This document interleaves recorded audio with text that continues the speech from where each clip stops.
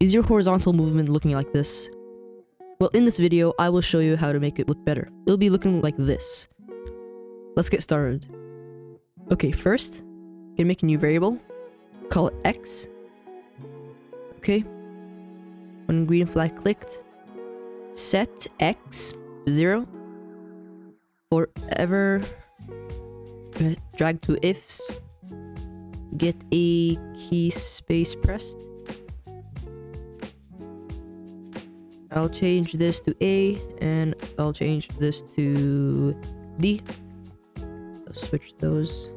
Okay, so change X by 1, and change X by -1. So it should be working. Yes, it's changing by a lot. And get a change X by, and drag X in here. So it's working. Now it's really slidey, and simple way to fix this, set X to drag a multiplication,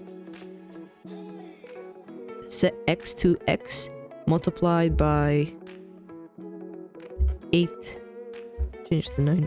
You kind of want to lower your friction so you can see the tilt. I think this is good, so I'll just remove this. It's kind of annoying.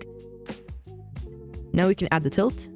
So drag another green flag clicked. Forever. Get point in direction. Now get X. Point in direction X. So it is kind of tilting, but one problem is that it's facing upwards. We don't want that. So to fix this, drag a plus. Drag in here, and plus by 90. So yep, now it's facing the right direction. But if you want to add more tilt, so right now it's not having that much tilt. To add more tilt, multiply it by 2.